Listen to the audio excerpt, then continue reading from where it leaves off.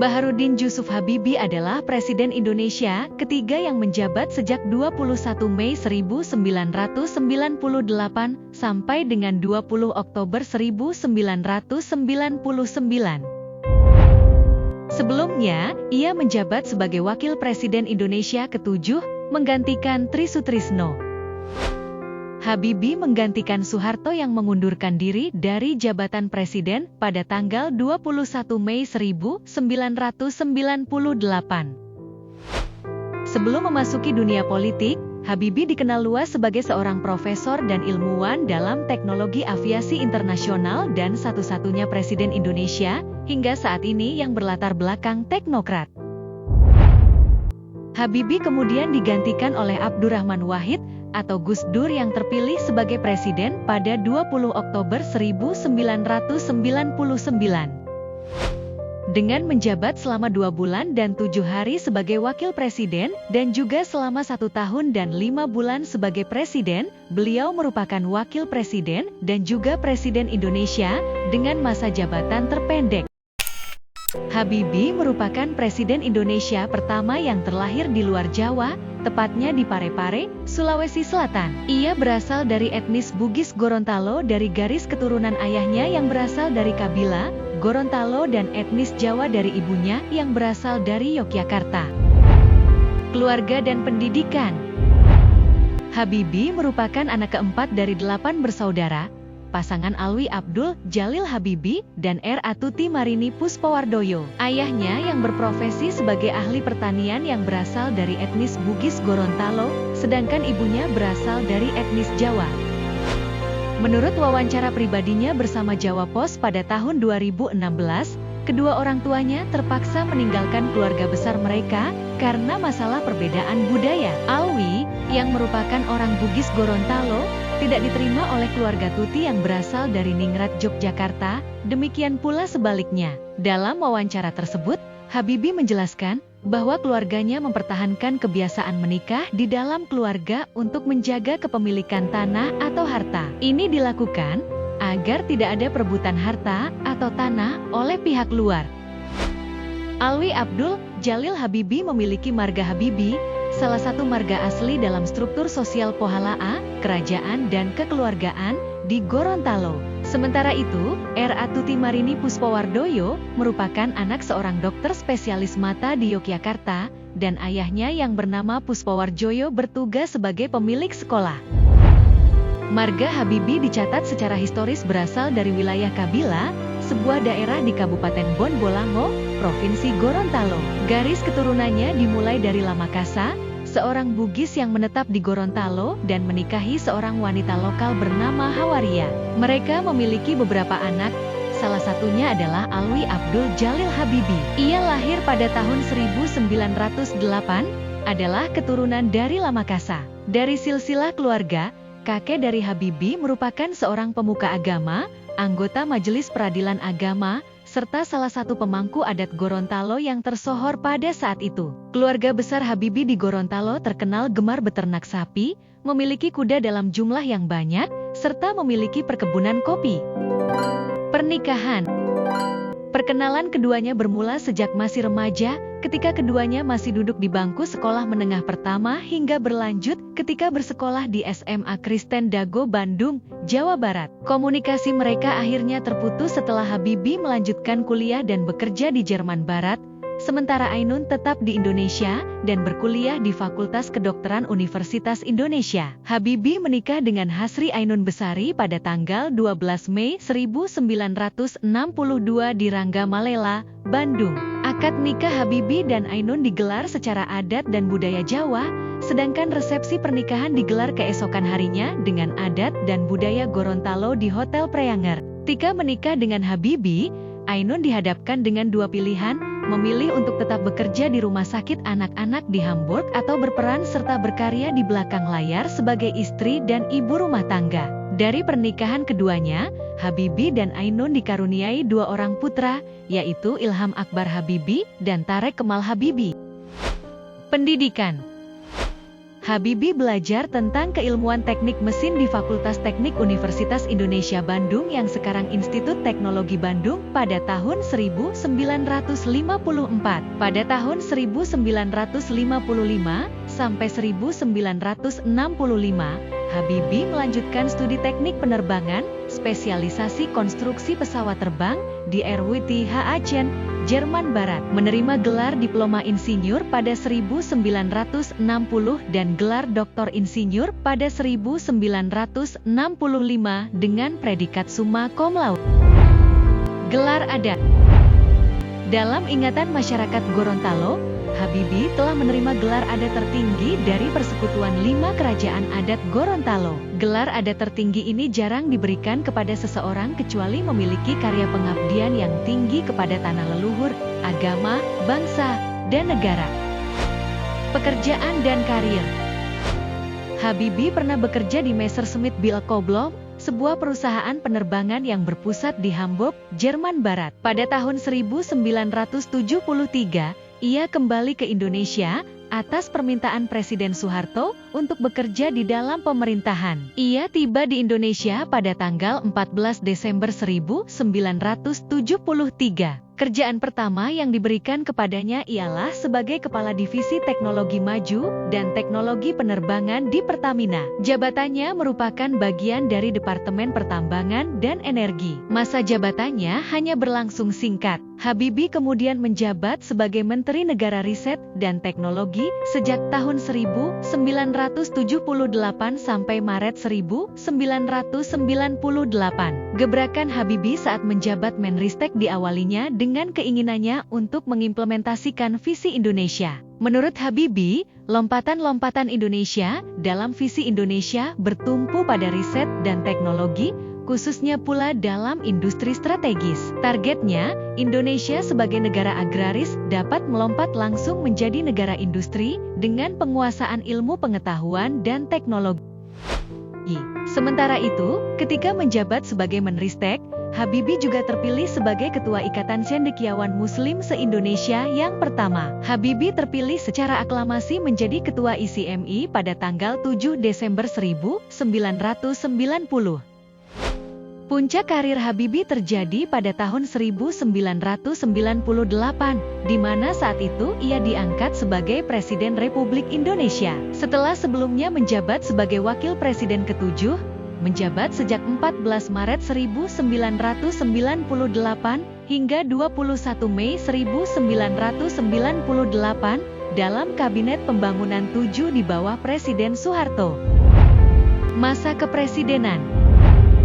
Habibie mewarisi kondisi keadaan negara kacau balau pasca pengunduran diri Soeharto pada masa Orde Baru, sehingga menimbulkan maraknya kerusuhan dan disintegrasi hampir seluruh wilayah Indonesia. Segera setelah memperoleh kekuasaan, Presiden Habibie segera membentuk sebuah kabinet. Salah satu tugas pentingnya adalah kembali mendapatkan dukungan dari Dana Moneter Internasional dan komunitas negara-negara donor untuk program pemulihan ekonomi. Dia juga membebaskan para tahanan politik dan mengurangi kontrol pada kebebasan berpendapat dan kegiatan organisasi.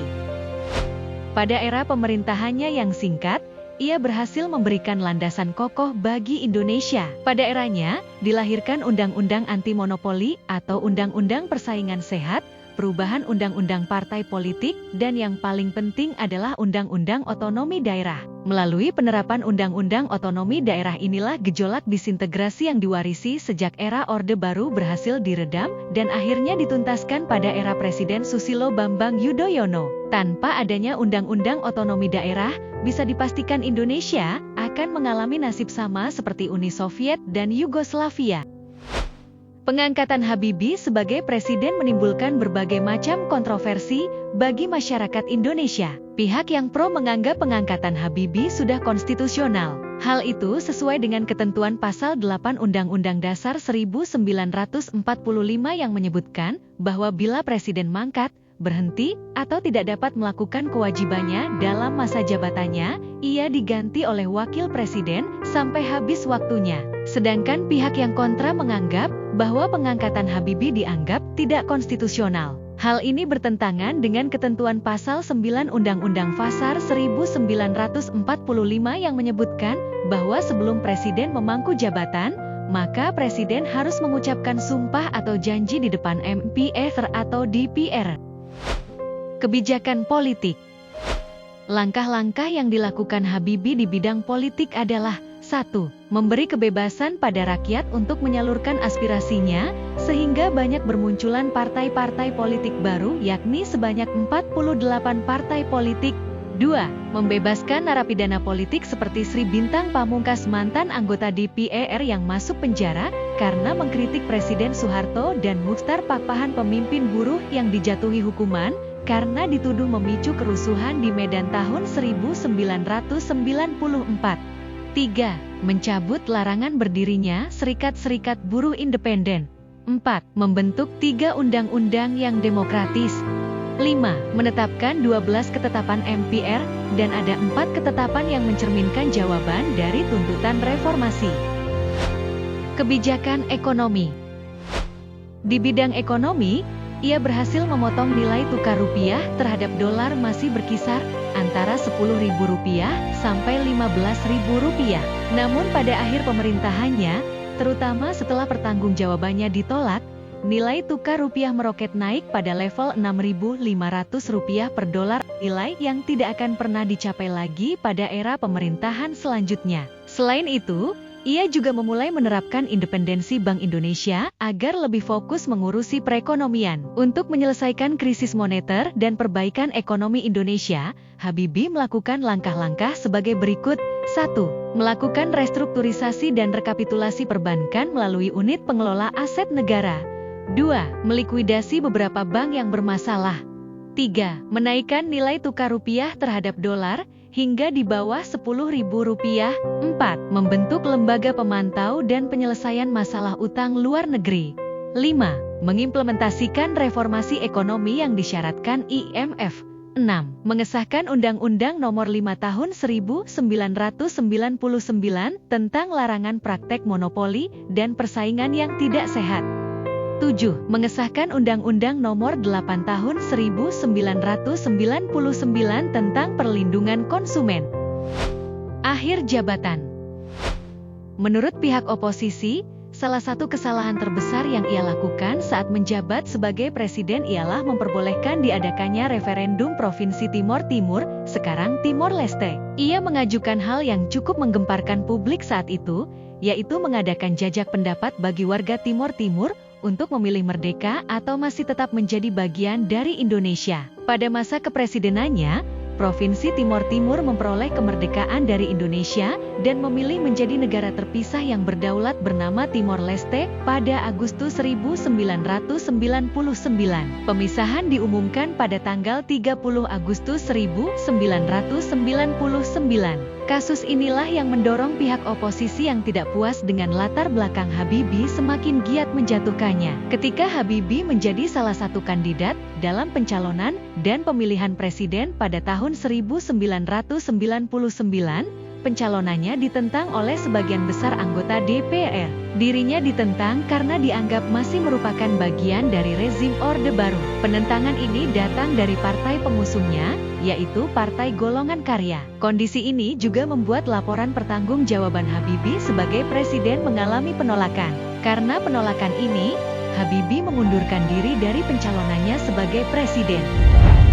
Pandangan terhadap pemerintahan Habibie pada era awal reformasi cenderung bersifat negatif, tapi sejalan dengan perkembangan waktu banyak yang menilai positif pemerintahan Habibie. Salah satu pandangan positif itu dikemukakan oleh Al-Misbah Hidayat dalam bukunya Reformasi Administrasi, Kajian Komparatif Pemerintahan Tiga Presiden. Visi, misi dan kepemimpinan Presiden Habibie dalam menjalankan agenda reformasi memang tidak bisa dilepaskan dari pengalaman hidupnya. Setiap keputusan yang diambil didasarkan pada faktor-faktor yang bisa diukur.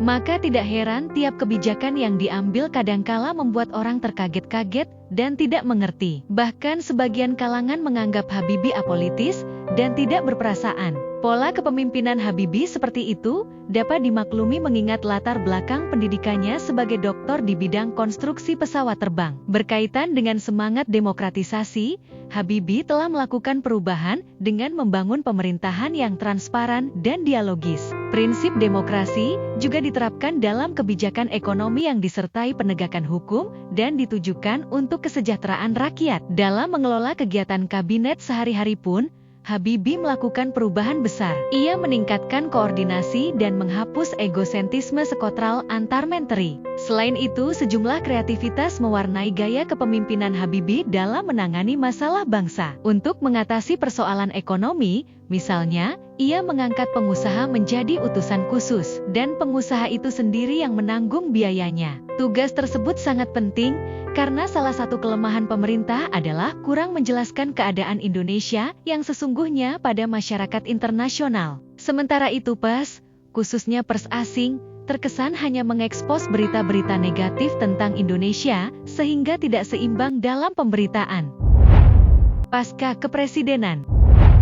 Setelah ia tidak menjabat lagi sebagai presiden, Habibie sempat tinggal dan menetap di Jerman. Tetapi, ketika era kepresidenan Susilo Bambang Yudhoyono, ia kembali aktif sebagai penasihat presiden untuk mengawal proses demokratisasi di Indonesia lewat organisasi yang didirikannya Habibie Center dan akhirnya menetap dan berdomisili di Indonesia. Kontribusi besar Habibie bagi bangsa ini pun tetap tercurahkan ketika masa kepemimpinan Presiden Joko Widodo. Habibie aktif memberikan masukan dan gagasan pembangunan bagi pengembangan sumber daya manusia di Indonesia. Kesibukan lain dari Habibie adalah mengurusi industri pesawat terbang yang sedang dikembangkannya di Batam. Habibie menjabat sebagai komisaris utama dari PT Regio Aviasi Industri, sebuah perusahaan perancang pesawat terbang R80 dan kemudian menyerahkan pucuk pimpinan perusahaan tersebut kepada anaknya, Ilham Habibie. Habibie meninggal dunia di Rumah Sakit Gatot Subroto pada tanggal 11 September 2019 pukul 6 malam lewat 5 waktu Indonesia Barat karena gagal jantung. Sebelumnya, Habibie telah menjalani perawatan intensif sejak 1 September 2019. Sehari sebelum dimakamkan, jenazah Habibie dibawa dari RSPAD menuju ke kediaman Habibie Ainun di Jalan Patra Kuningan Blok L157 nomor 5, kawasan Patra Kuningan untuk disemayamkan. Ia kemudian dimakamkan di samping istrinya, yaitu Hasri Ainun Besari di Taman Makam Pahlawan Kalibata Slot 120 pada tanggal 12 September 2019 pukul 2 siang titik 00 waktu Indonesia Barat. Upacara pemakaman dihadiri oleh Presiden Republik Indonesia Joko Widodo sebagai inspektur upacara.